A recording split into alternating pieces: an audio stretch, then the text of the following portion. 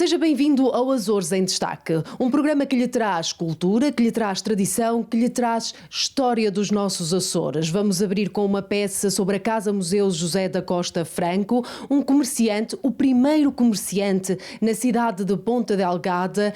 Doaram a sua casa para uma casa-museu ao município de Ponta Delgada e vamos estar à conversa com José de Melo, ele que nos fala um pouco sobre esta casa, sobre a tradição, sobre aquele que foi o primeiro comerciante a abrir portas nas ruas de Ponta Delgada.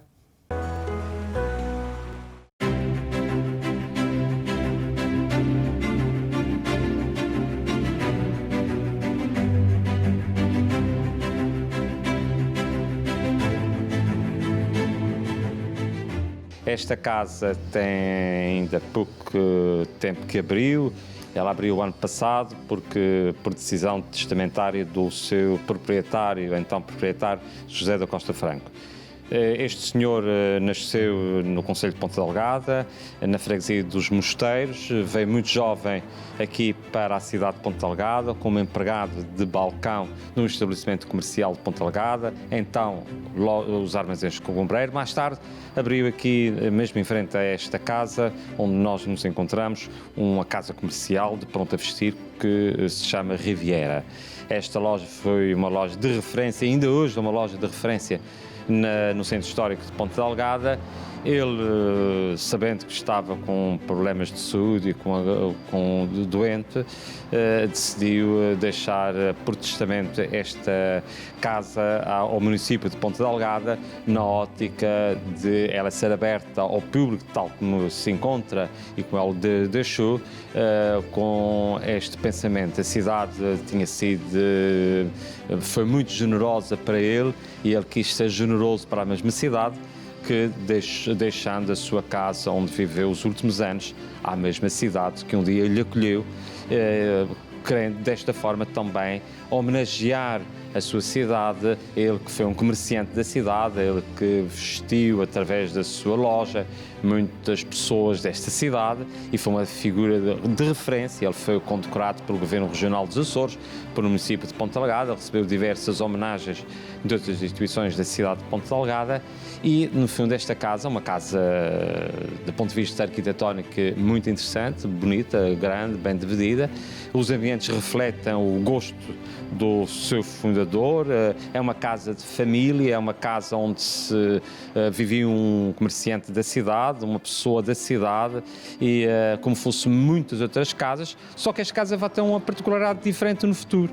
É que enquanto as outras casas vão sendo desmanteladas, enquanto as outras casas vão desaparecendo, os ambientes de uma família normal vão desaparecendo, vão se adaptando aos novos tempos e aos novos gostos de cada tempo, os sofás, as televisões, os tapetes, os cortinados, os próprios ambientes, os móveis. Esta vai cristalizar no tempo. A casa não tem grandes alterações dos ambientes deixados por José da Costa Franco. Aliás, esta sala, que é a sala, este salão onde nós nos encontramos, está praticamente intacto, com ligeiras adaptações que se teve de se fazer, mas mínimas, que foram feitas. Está praticamente na ordem dos 99,9% igual ao que estava. Toda a casa está praticamente igual ao que estava, porque assim também o instrumento jurídico que nos chegou, o testamento, não nos permitia fazer grandes alterações aos ambientes, porque ele teve consciência que queria deixar uma casa e que a casa fosse aberta tal como ele deixou. Daí que é natural, nós encontramos nesta casa ainda quase como uma casa que fosse viva, ou uma casa que o senhor da casa saiu e foi à loja da Riviera e no final do dia regressa.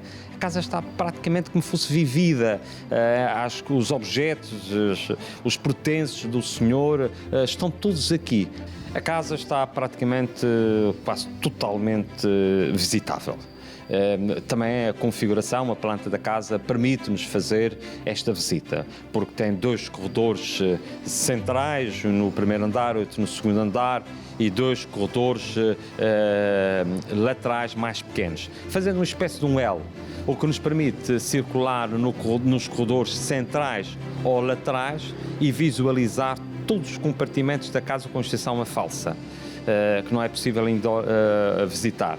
Mas todos os compartimentos, desde o hall de entrada, a escada, esta sala grande, a antecâmara, a sala de jantar, a copa, o quarto de cama, a cozinha, a sala de bilhar, o bar, todos os quartos de cama do primeiro andar, as casas de banho, uma espécie de um pequeno escritório de fundo, tudo isto é visitável pelo visitante, sempre sem sair dos corredores centrais ou laterais, e a partir daqui todo o visitante. Futuramente nós vamos preparar também um jardim para que o pátio, não propriamente um jardim, mas um pátio jardinado que há aqui a sul da casa, onde os visitantes também poderão, obviamente, visitar e sentar-se até e desfrutar de momentos de descanso e de lazer, o pátio e o balcão da casa. A casa é uma casa, não tem peças de grande valor de artes decorativas ou de mobiliário, nem peças antigas de grande referência. Ela retrata, sobretudo, o espírito deste homem que nasce numa freguesia rural do concelho de Ponta Delgada, dos Mosteiros, e vem para a cidade ainda muito jovem e torna-se um comerciante do pronto a vestir de referência. Ele traz as suas referências ancestrais, os seus gostos, os seus rostos de família, a sua fé também local. Esta coroa do Espírito Santo faz parte do salão nobre da casa. Ele coloca na sala mais importante da sua casa o símbolo do Espírito Santo, símbolo da sua fé também, mas também traz consigo para este grande salão, para esta grande sala, os rostos do seu pai, da sua mãe, dos seus irmãos, dos seus sobrinhos. É uma sala que retrata uma família, esta família que faz esta migração dentro do concelho de Ponta Delgada. Ela sai dos Mosteiros, vem para Ponta Delgada, ela afirma-se na cidade de Ponta Delgada, e esta sala, no fundo, trata também desta migração interna, deste deslocamento de pessoas sem esquecer as suas raízes. Daí que nós, nesta pequena sala que está por trás de si, podemos encontrar os rostos do pai, da mãe, dos irmãos, pessoas simples que viviam nos mosteiros, e que ele traz para esta sala maior, que é a sua sala, esta sala principal de visitas desta casa, que no fundo onde ele recebeu tantas pessoas, incluindo figuras conhecidas portuguesas do mundo do teatro e da televisão, de quem ele também era amigo, e de maneira que quis também dar projeção com estes mesmos valores que ele tinha da sua infância, do seu tempo em que viveu nos mosteiros, quis trazer também. Portanto, não há propriamente peças de mobiliário, de arte, ou quadros, ou artes decorativas, ou obras de pintura, de escultura, não há. O que há é, de facto, um conjunto, uma casa normal, como fosse a minha casa, a sua casa, ou a casa de tantas pessoas da cidade de Ponta Delgada, e que são casas normais, onde uma família vive, e que esta casa, a única coisa que vai ter, talvez, no futuro, é esta relação que nós temos com o passado. E este passado é o nosso presente. E temos que ver esta casa sempre nesta ótica entre o nosso presente, que será o nosso passado, enquanto memória coletiva daqui a 100 anos, quando nós não estivermos cá, e, naturalmente, outras leituras irão-se ter, porque as leituras também vão se alterando, porque os objetos vão-se desaparecendo, os ambientes vão desaparecendo, e eu, confesso, gostaria muito de ter em Ponta Delgada uma casa de um comerciante de há 100 anos atrás. Nós não temos, nem sabemos como eram estas casas de há 100 anos atrás. Portanto, o tempo é que dará a dar resposta se esta casa, qual é a leitura que se tem desta casa no tempo, e este tempo será um tempo que não será o nosso, será um outro tempo, um tempo que ainda há de vir. E depois de estarmos em Ponta Delgada, vamos até Água de Pau, à ermida de Nossa Senhora do Monte Santo. Vamos saber e ver um local da atração turística, um local onde vale a pena passar, não só pela vista, como pela história, como pela tradição. Vamos até lá. A ermida de Nossa Senhora do Monte é uma ermida localizada no Pico da Figueira, na vila de Água de Pau, concelho da Lagoa, na ilha de São Miguel. A edificação da ermida de Nossa Senhora do Monte está intimamente associada a uma suposta aparição da Virgem Maria a duas crianças da vila de Água de Pau em 1918. A menina vidente Maria Joana Tavares do Cante, em 1918, já andava na escola quando começou a vir para este pico com 8 anos. Umas vezes na companhia dos seus avós, paternos e maternos, e mais tarde com meninas da sua idade. Maria Joana ia com frequência ao pico rezar e um dia disse ter visto e falado com Nossa Senhora.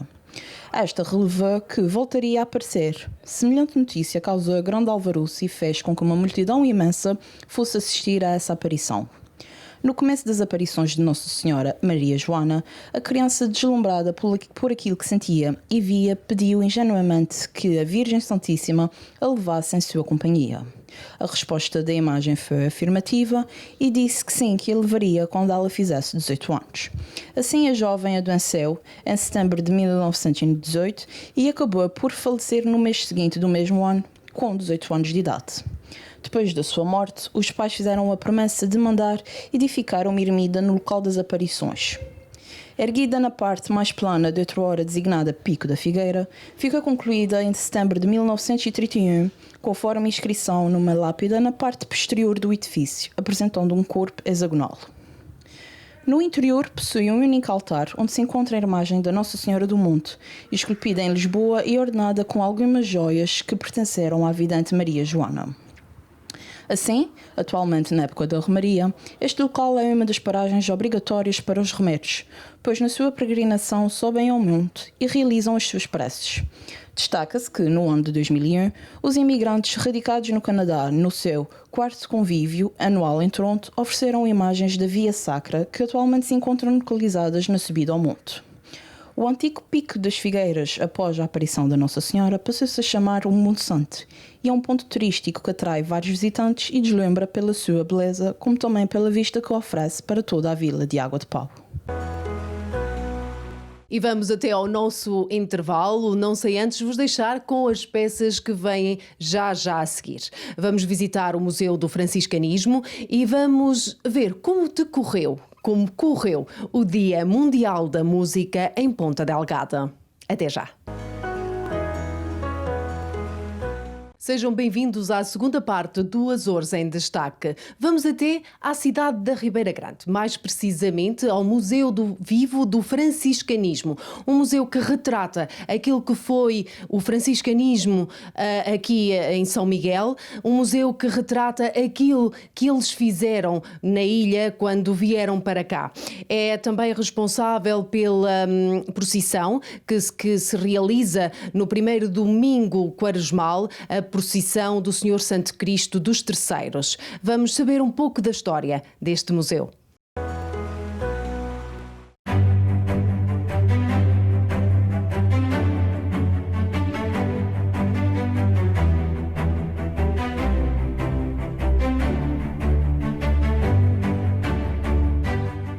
O Museu Vivo do Franciscanismo nasce de uma parceria entre a Câmara Municipal da Ribeira Grande e a Santa Casa da Misericórdia, proprietária de todo esse espaço, que transforma uma antiga igreja conventual no atual Museu Vivo de Franciscanismo.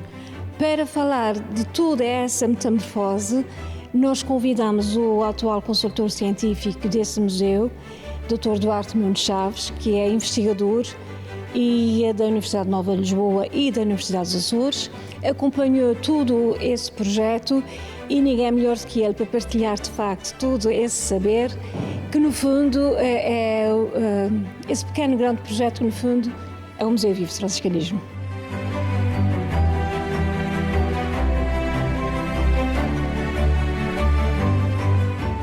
Ora bem, este museu, que é o Museu Vivo do Franciscanismo, é um antigo espaço conventual franciscano do século XVII, portanto, que foi inaugurado em 1612. E este espaço museológico está ligado a uma tradição muito importante, que é a presença da Ordem de São Francisco de Assis nas Ilhas Açorianas. Os Açores tiveram 18 conventos masculinos da Ordem de São Francisco e 15 conventos de freiras clarissas. Portanto, é uma presença que começa, portanto, no século XV e que vai até o princípio do século XIX, com o fim das ordens religiosas. É uma presença muito constante no arquipélago. Aliás, eu poderia dizer que a matriz cultural açoriana está muito ligada à dinâmica franciscana. Estamos a falar, por exemplo, das festas do Espírito Santo, as romarias, Portanto, tudo isso são dinâmicas religiosas e culturais que estão ligadas à presença dos frades da Ordem de São Francisco de Assis neste arquipélago. Este convento é um convento, portanto, que é fundado, como disse, no século XVII, e que, ao longo dos anos, albergou aqui frades franciscanos. No século XIX, portanto, em 1832, com o fim das ordens religiosas, em 32, primeiro nos Açores, e em 34, em todo o arquipélago dos Açores, com a extensão das ordens religiosas, este espaço é adquirido à Fazenda Pública pela Santa Casa da Misericórdia da Ribeira Grande, em 1839. Para albergar aqui o Hospital da Misericórdia. E, portanto, este Hospital da Misericórdia, que se vai manter até sensivelmente à década de 1970, e que depois passa ao atual Centro de Saúde da Ribeira Grande. A igreja conventual foi perdendo espaço, ou seja, deixou de ter culto ao longo do século XX e foi-se degradando. Quando chegamos a 1990, esta igreja estava em grande degradação. E, portanto, houve aqui alguns anos de tentar arranjar, portanto, patrocínios para tentar recuperar a igreja. Quando recuperámos a igreja, que é um projeto que envolve a Santa Casa da Misericórdia da Ribeira Grande e a Câmara Municipal e que teve o acompanhamento científico de investigadores do Centro de História de Aquém e Além-Mar da Universidade dos Açores e da Universidade Nova de Lisboa, foi, portanto, aqui edificado um museu, o chamado Museu Vivo do Franciscanismo. E porquê Museu Vivo do Franciscanismo? Ora bem, este museu alberga uma coleção processional da Ordem Terceira, imagens de vestir. É talvez uma das procissões de cariz franciscano mais antigas do arquipélago dos Açores, se não mesmo a mais antiga. Portanto, a procissão dos terceiros realiza-se desde a década de 1660, aqui na Ribeira Grande. E esta coleção de imagens, que essencialmente são imagens de vestir, ao longo dos anos e dos séculos, percorreram de forma ininterrupta as ruas da Ribeira Grande. Com o fim das ordens religiosas, a Santa Casa da Misericórdia assegurou essa tradição. E, portanto, a tradição vai até o século XXI. E durante um ano as imagens estão nas vitrines do museu, e no primeiro domingo da Quaresma, aliás, não é bem no primeiro domingo, porque desmontar todas estas estruturas dão algum tempo, portanto, na semana anterior ao primeiro domingo da Quaresma, as imagens são desmontadas dos seus espaços e nesse primeiro domingo então da Quaresma são entregues à população da Ribeira Grande para fazer a sua procissão dos terceiros, procissão que vem já desde a década de 1660. No final da procissão, a população devolve as imagens ao museu e retornam o ano todo, ficam aqui, portanto, em exposição para que todos aqueles que querem visitar o museu possam fazer. Devo dizer desde já que o Museu Vivo do Franciscanismo, que é inaugurado em 2013, tem tido um papel fundamental na divulgação desta dinâmica cultural franciscana, não só aqui na Ribeira Grande, em São Miguel, mas em todo o arquipélago dos Açores. Portanto, o museu e a equipa do museu têm feito um trabalho ao longo dos últimos anos, um trabalho de investigação científica em ligação também com a Universidade dos Açores, no sentido de estudar um pouco essa presença franciscana. O museu tem tido, obviamente, em termos de público, um público diversificado, quer nacional, regional, nacional e também internacional. Este museu, este espaço, originalmente foi crescendo, ou seja, em 1612, quando ele é construído, esta aula onde nós estamos aqui hoje não existia. Isto é uma aula lateral que aparece sensivelmente 70, 80 anos mais tarde, para albergar precisamente a imagem do Senhor Santo Cristo dos terceiros. E à medida que o convento foi sendo construído e foi sendo edificado, ele sofreu doações do capitão do Natário, doações de outros conventos aqui da ilha que foram dando imagens e, portanto, essas imagens foram sendo colocadas nos altares. Nós temos, portanto, basicamente dois altares principais, o altar-mor, que tem a imagem de Nossa Senhora de Guadalupe, que está ladeada por outras duas imagens de santos franciscanos, o próprio São Francisco de Assis e São Pedro de Alcântara. Depois temos um altar da nave lateral, que é esta nave onde nós estamos, que alberga a imagem do Senhor Santo Cristo dos Terceiros. E depois temos outros altares, como o altar de Santa Ana, o altar de Santo António, Santa Úrsula e da Pietà. A tradição popular atribuiu a Santo António a ser o santo casamenteiro. E esta tradição, há uma tradição na Ribeira Grande que não é exclusiva da Ribeira Grande. Portanto, nós já, ao nível da investigação científica, já em outros locais, nomeadamente, por exemplo, no Brasil, também praticam esta tradição, que é as jovens casadoras que não estão a conseguir arranjar marido, normalmente roubam, e este roubar é entre aspas, obviamente, a imagem do menino Jesus que está ao colo de Santo António. Essa imagem é enterrada com cinzas e, portanto, diz a tradição que esta devoção vai fazer com que a jovem consiga arranjar rapidamente marido, e quando consegue arranjar efetivamente um marido, ela devolve a imagem do menino Jesus ao altar. É uma tradição secular, portanto, nós podemos dizer que na Ribeira Grande sempre conseguiram arranjar marido, porque a imagem tem voltado sempre ao altar. No entanto, e porque estamos numa unidade museológica, a equipa do museu, há uns 2 ou 3 anos, resolveu mandar construir réplicas do Menino Jesus, e há uma réplica que está benzida e, portanto, que está por baixo da imagem original, e que as jovens casadoras, se eventualmente quiserem cumprir essa tradição, aquilo que nós pedimos é que levem a réplica e não a imagem que é do século XVIII. Porque nós, da última vez que a imagem foi recolhida por uma jovem, penso que seria uma jovem, enfim, estaria casadora, essa imagem foi devolvida efetivamente ao fim de 3 anos, mas vinha muito danificada. Portanto, é uma imagem do século XVIII e, muito bem, a equipa do museu resolveu criar, portanto, réplicas, e essas réplicas neste momento estão a ser usadas para cumprir a tradição. Por isso mesmo dizer-lhe que isto é um museu vivo, porque as tradições continuam a se realizar dentro do Museu Vivo do Franciscanismo. Vamos voltar a Ponta Delgada. Foi aqui que se assinalou o Dia Mundial da Música, um dia assinalado com a participação de 30 artistas regionais, um dia que deu música e deu animação à cidade de Ponta Delgada e àqueles que por aqui passaram.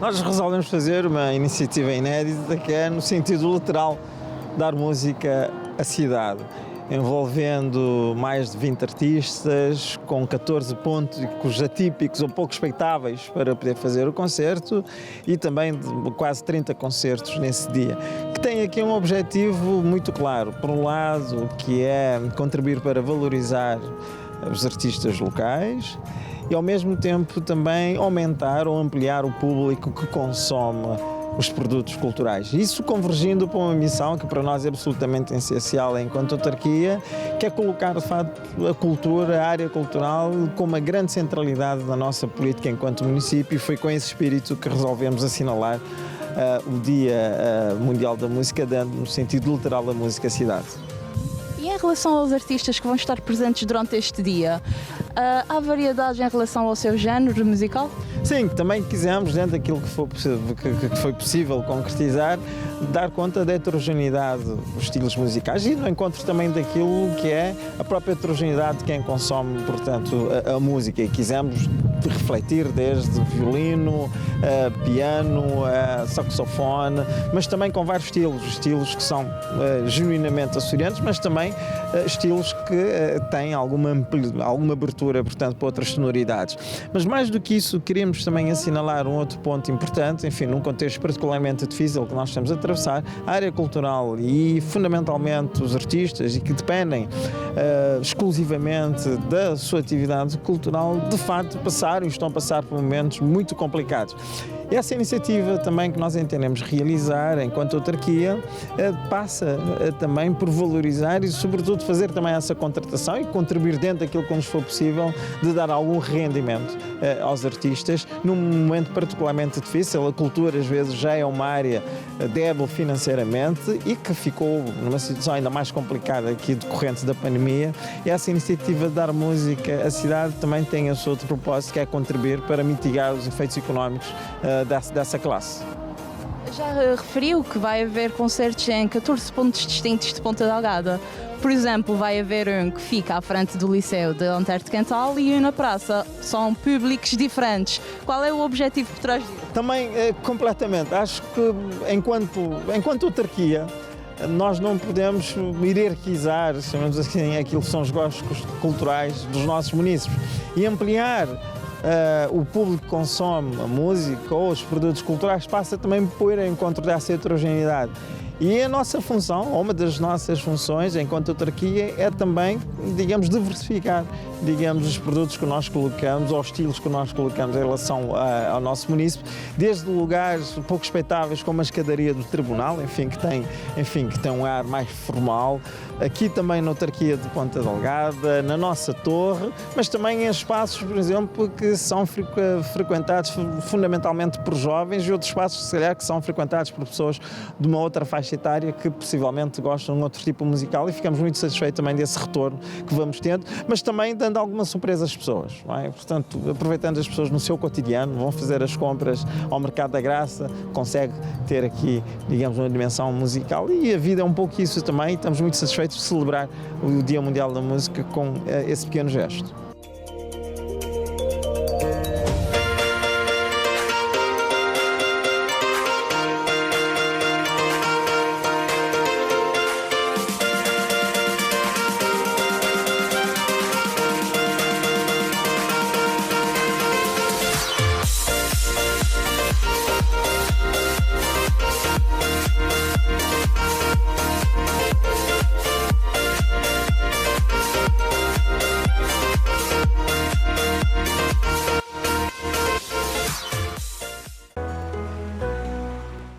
Quanto a nós, então, é tudo. Nós despedimos-nos deixando mais uma vez o nosso mail, azoresemdestaque@gmail.com, para que possa entrar em contacto connosco sempre que quiser ou sempre que desejar pedir alguma visita, alguma coisa que queira reviver.